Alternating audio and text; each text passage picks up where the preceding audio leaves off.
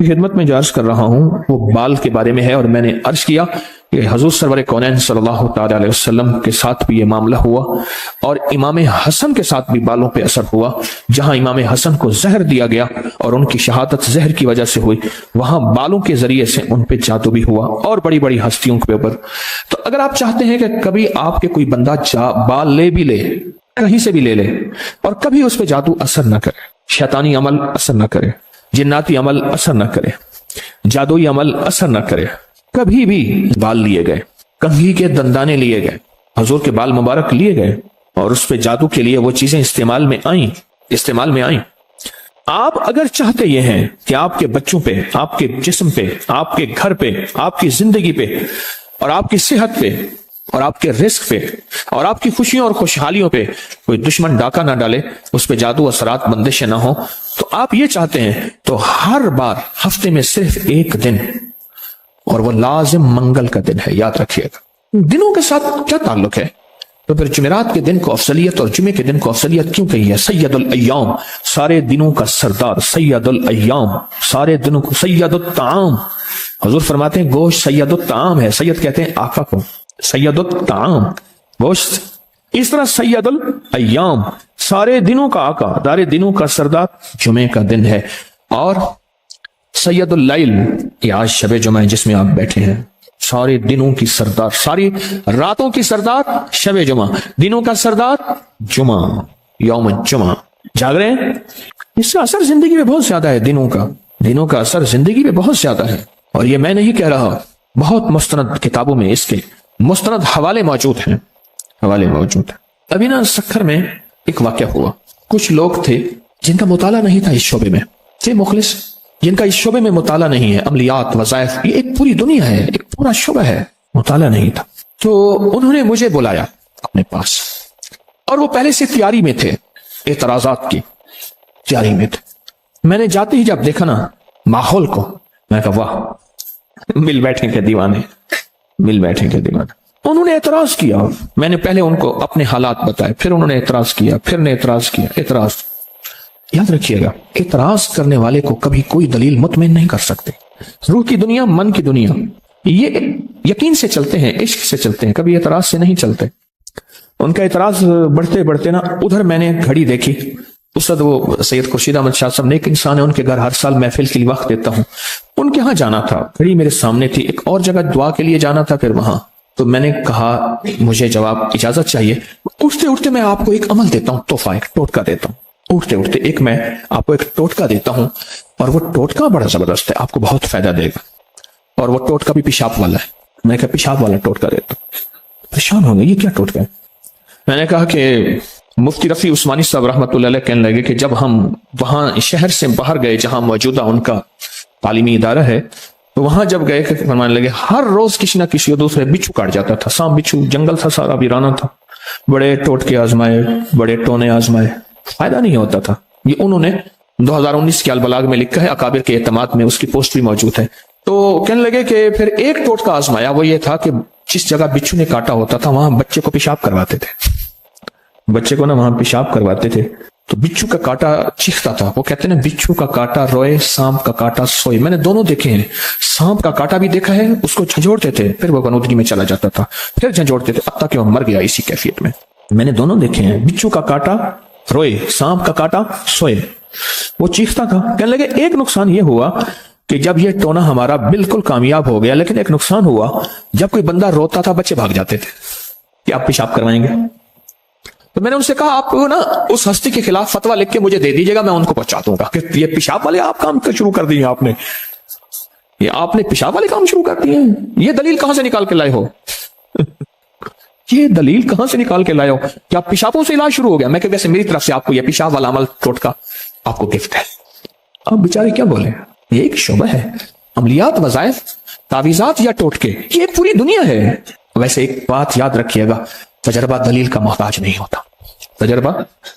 اور وہ پوسٹ اکابر پر اعتماد میں موجود تھی، پھر میں نے ان کو کسی کے ذریعے سے بھجوا دی۔ بالوں کی بات یاد رکھیں، بالوں کی بات چلی تھی، ایک عمل دے رہا ہوں، شاید آج تک نہیں دیا میں نے، زندگی میں پہلی دفعہ۔ ایسا نہیں کہ عمل چھپاتا ہوں، بعض وقت میرے منہ سے ابھی میں گاڑی میں آ رہا تھا حویلی سے تو باتیں کر رہا تھا تو میرا بیٹا کہنے لگا آج تک آپ نے بتائی نہیں. میں بیٹا یاد ہی نہیں ہے, زندگی میں یاد آتا ہے تو بتا دیتا ہوں, بتایا ہی نہیں. اپنے جسم کے 3 بال لیں, اور میں نے دن منگل کا کہا ہے, منگل کو اس کے ساتھ تعین ہے, یہ بات یاد رکھیے گا. منگل وہ آپ کے ملک میں کون سے وقت میں؟ منگل کی صبح سے شام کے درمیان یہ عمل کرنا ہے, اور کرنا اجالے والے وقت میں ہے. اجالا یعنی دن, چھامی میں نہیں کرنا. چھامی آمی چھامی جامی تتا بھوجن کر کر کھامی. ایک ہندو نے اپنے بیٹے کو نصیحت کی تھی کہ بیٹا صبح نکلنا, محنت پہ چلنا, اور شام کو آنا, پھر دیکھ گرم گرم کھانا, بہترین زندگی اور لذتیں ملیں گے.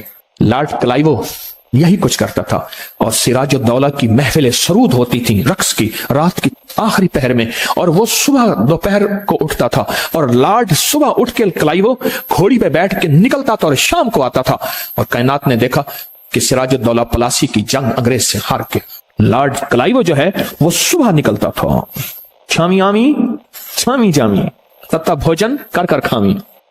صبح کے وقت کی برکت, صبح کے وقت کی خیریں, صبح کے وقت کی دولتیں, صبح کے وقت کا مالا مال ہونا ایک اور موضوع ہے, پورا ایک زندگی ہے, ایک زندگی. ہمارے ایک مخلص ہیں, وہ کہنے لگے کہ امریکہ میں ٹریفک کا سب سے زیادہ رش صبح 4 سے 5 کے درمیان ہوتا ہے, سب سے زیادہ رش. پھر میں نے ایک سے پوچھا, دوسرے سے پوچھا, میرے پاس تو پورے ورلڈ کا 2-4 بندوں کا رابطہ ہوتا رہتا ہے.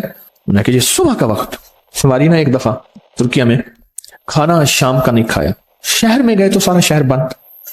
کیلا لیا تو 1 کیلا پاکستانی 700 روپے کا. پاکستانی, اب اس کو پاکستان سے ضرب دینے شروع کر دی, کیلا 700 کا, اور ساری کے سارا شہر بند ہے, سنسان ہے. پھر جو پڑے تھے کوئی 2-4 بسکٹ گزارا کر کے پھر سو گئے. مزہ آیا زندگی کا. زندگی میں اس ترکی میں 3 دفعہ گیا ہوں. 2015 میں پہلی دفعہ گیا ہوں. میں نے یہی منظر دیکھا ہے, اور بھی ملکوں میں گیا ہوں, یہی منظر دیکھا ہے, یہی منظر. یہ شام کے بعد کے رونق میلے ہمارے پاس ہی ہیں, اور ناکام رونق میلے ہیں, کامیاب رونق میلے نہیں ہیں. تو کیا بات کر رہا تھا؟ چلو شام کی بات بتاؤں, پھر رونق میلے کی ایک بات بتاؤں. اللہ کے حبیب کے ایک صحابی ایک علاقے کے گورنر بن کے گئے. گورنر سے مراد وہاں کے حکمران, اور گورنر سے مراد موجودہ گورنری کا نظام نہیں, بہت بڑا خیمہ ہوتا تھا بس. دیکھا کہ شہر کے لوگ جو ہیں غالباً یہ مدین کا علاقہ تھا, یا مدائن یا مدین, میرا اگر حافظہ ٹھیک کام کر رہا. وہاں کے گورنر بن کے گئے. مدائن اور ہے, مدین اور ہے. وہاں کے گورنر بن کے گئے. دیکھا کہ لوگ رات کو باہر نکلتے ہیں, شور شرابہ کرتے ہیں, کھاتے ہیں, پیتے ہیں, اور رنگینیاں اور زندگی کا کیا نظام. تو انہوں نے ان کو روکا کہ رات کو باہر نہ نکلو, جلدی سو جانے کی زندگی کی ترتیب بناؤ اور جلدی اٹھنے کی. وہ نہ روکے, حتیٰ کہ روکنے کا مذاق اڑایا. پھر روکا, جب حجت تنگ ہو گئی پھر ایک حکم نامہ لکھوایا. ہائے ہائے ہائے, ادھر عمر رضی اللہ تعالیٰ عنہ ایک حکم نامہ لکھ رہے ہیں دریائے نیل کو, اور ابکری کا رسالہ مسلسل دریائے نیل کے اس نقش کو آپ کی خدمت میں پیش کر رہا ہے. ایک حکم نامہ لکھوایا.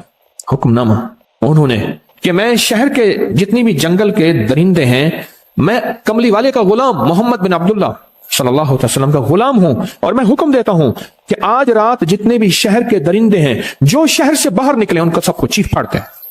اور یہ حکم نامے شہر کی مختلف جگہوں پہ لگوا دیے. انہوں نے اس حکم نامے کا بھی مذاق اڑایا, اور صبح لوگوں نے دیکھا تو لاشوں کے ڈھیر لگے ہوئے تھے. تیرے در کا جو بھی فقیر ہے وہی 2 جہاں کا امیر ہے, اسے بادشاہوں سے کیا غرض, جو گدا ہے شاہ جہان ہے, جو کملی والے کے در کا گدا ہے اسے بادشاہوں سے کیا غرض. پھر وہ بولتے تھے تو دریا چل پڑتے تھے, پھر وہ بولتے تھے تو زمینیں ٹھہر جاتی تھیں. زلزلہ آیا, عمر رضی اللہ تعالیٰ نے فرمایا کہ زلزلے کو کوڑا مارا زمین کو. کیا عمر اس زمین پہ انصاف نہیں کرتا؟ آج کے بعد پھر مدینہ میں کبھی زلزلہ نہیں آیا, اور آگ نکلی آتش فشاں کی. آج بھی مدینہ کی زمینیں ساری چلی ہوئی ہیں, جہاں آج تک وہ رولر نہیں, آبادیاں نہیں پہنچی, آتش فشاں نکلا.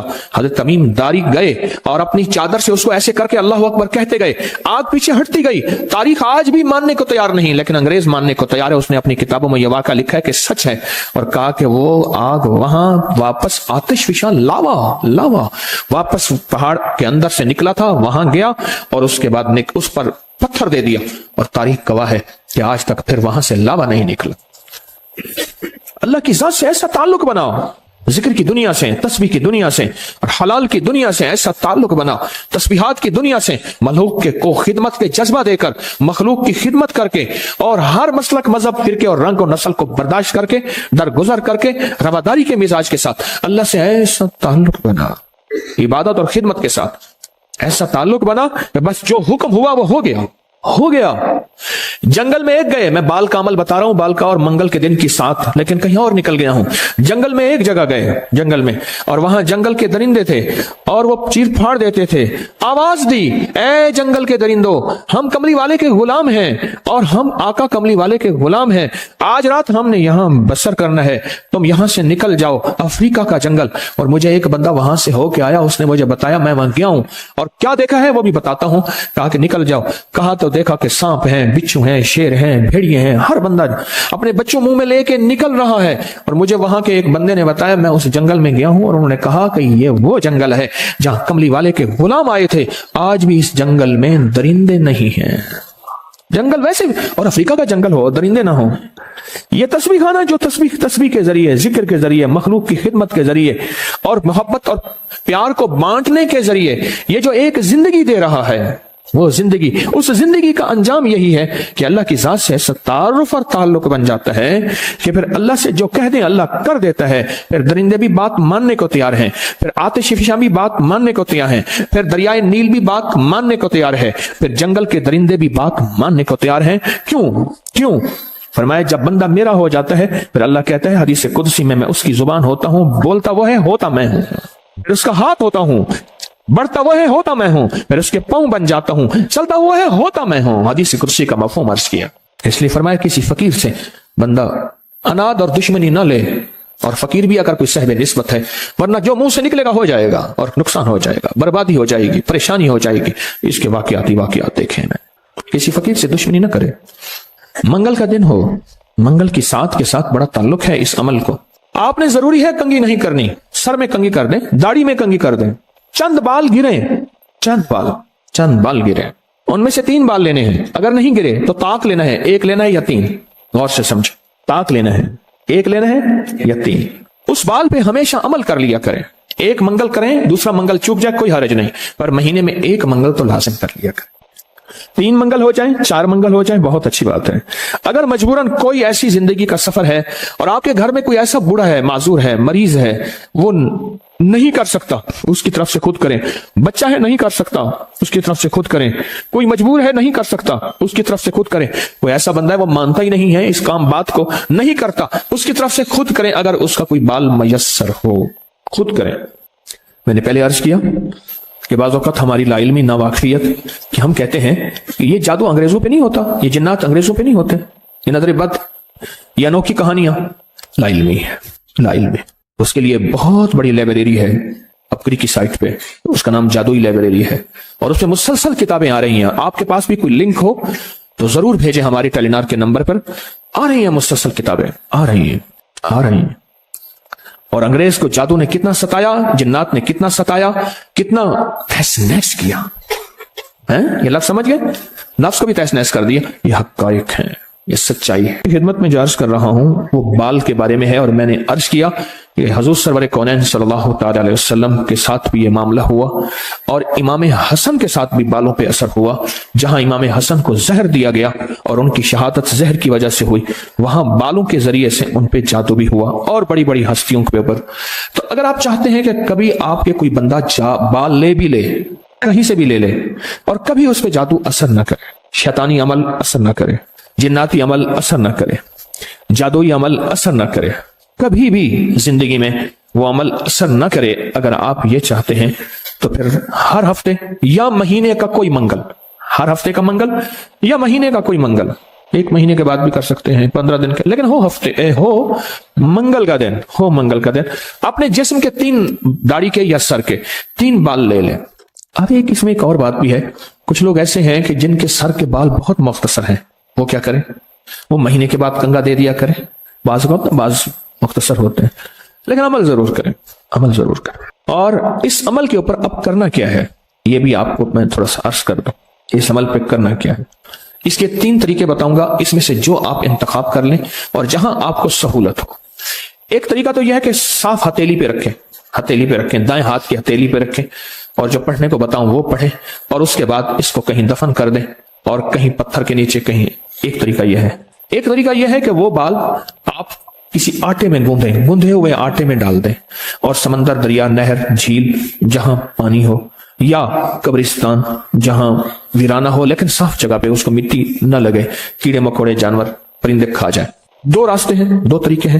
تیسرا طریقہ یہ ہے کہ وہ بال بڑا گوشت ہو، حسب توفیق ہو، 1.25 کلو ہو، 1.25 پاؤ ہو، 1.25 کلو ہو، 1.25 پاؤ ہو، 1.25 پاؤ تقریباً 300 گرام بنے گا، 300 گرام سے زیادہ تھوڑا سا بنے گا۔ تو جتنا بھی حسب توفیق بڑا گوشت ہو، اس بڑے گوشت میں کے شاپر میں، برتن میں وہ بال ڈال کے، وہ بال، اور اس کو پرندوں میں، چیل کموں میں، یا دریا، سمندر، نہر میں، یا کسی قبرستان، ویرانے میں، کہیں ویرانے میں وہ رکھ دیں۔ یہ تینوں طریقوں میں سے جو طریقہ آپ کو بہتر لگے، لیکن ایک بات بہت لازم ہے، اس بال کے ساتھ صدقہ ضروری ہے، ہدیہ ضروری ہے۔ وہ آٹے کی شکل میں آ جاتا ہے، ادھر گوشت کی شکل میں آ رہا ہے۔ اگر آپ ہتھیلی پہ عمل کرنا چاہیں، پھر کچھ پیسے صدقہ کر دیں، لازم کریں۔ 1 پیسے سے لے کر 1 لاکھ روپے تک، 1 روپے سے لے کر 1 لاکھ تک، جتنا دل چاہے کسی ضرورت مند ایسے کو جو سوال نہ کر سکتا ہو، اس کو یہ ہدیہ کر دیں، پر ضرور کریں، چاہے حسب توفیق جتنا بھی کر دیں۔ لیکن ایک بات بتاؤ، اس عمل کو میرا جی چاہتا ہے میں آج ذرا کھولوں، بال والا عمل قدرتی آیا ہے، کھولوں۔